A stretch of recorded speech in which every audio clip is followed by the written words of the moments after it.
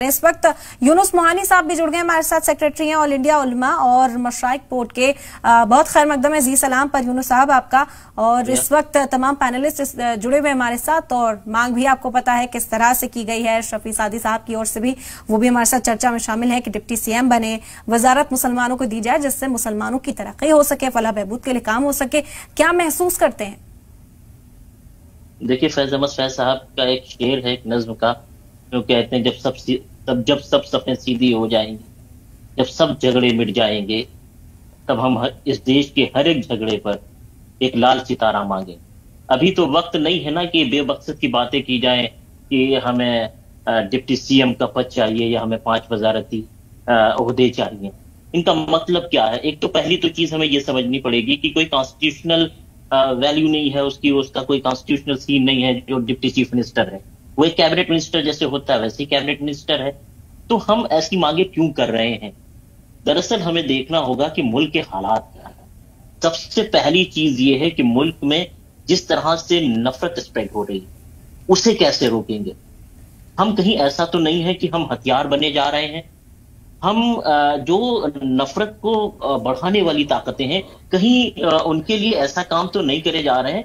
बेख्याली में हम किसी पे इल्जाम तराशी नहीं करना चाहते। हम किसी की मांग को ये नहीं कह रहे हैं कि उनका कोई अलग से उनका इंटरेस्ट होगा या कुछ होगा। हम जिस बातें नहीं कर रहे हैं, हम किसी पर भी इल्जाम नहीं लगा रहे हैं, लेकिन हम एक सवाल कर रहे हैं। सवाल ये है कि क्या एक वजारत से या एक डिप्टी सीएम के ओहदे से क्या हमारे मसाइल हल हो जाएंगे? तो जवाब होगा नहीं।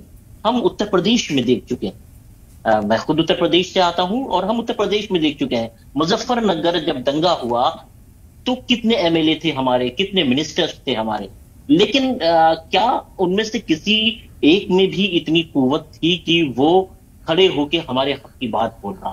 शायद नहीं। हमें जवाब ना में मिलेगा। तो क्या हमें इससे सीखना नहीं चाहिए?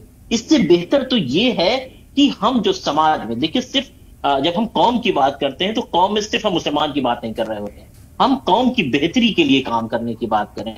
हम गवर्नमेंट जो भी बनने जा रही है, अगर हमने उसका साथ दिया है और वही गवर्नमेंट आ रही है जिस पार्टी के साथ हम गए हैं या जिस पार्टी को हमने समर्थन दिया है, अगर उसकी गवर्नमेंट बनने जा रही है, तो हम अगर उनसे ये कहें कि हमारे लिए आपके पास नीतियां क्या हैं, आप हमें ये बताएं। हम जिन नीतियों पे आपने हमसे समर्थन लिया है, कि आप उन पे काम करेंगे कि नहीं करेंगे। मुद्दा ये है, ये मुद्दा नहीं है कि हमें वजारत चाहिए या हमें डिप्टी सीएम चाहिए। इसीलिए हमारे प्रेसिडेंट ने भी ये बात कही कि ये भीख नहीं मांगनी है हमें ओहदों की, और बिना किसी पर इल्जाम लगाए।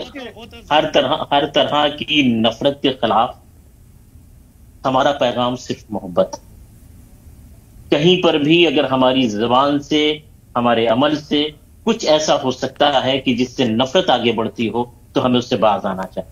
पहली चीज है, मुल्क के हालात पर गौर करना होगा।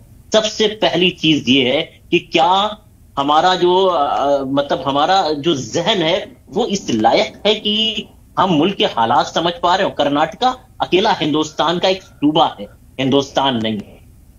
कर्नाटका महज एक सूबा है। बिल्कुल। हिंदुस्तान है। हम हिंदुस्तान के शहरी हैं। हमें हिंदुस्तान के लेवल पे सोचना होगा। हमें अपनी सोच को महदूद नहीं करना है।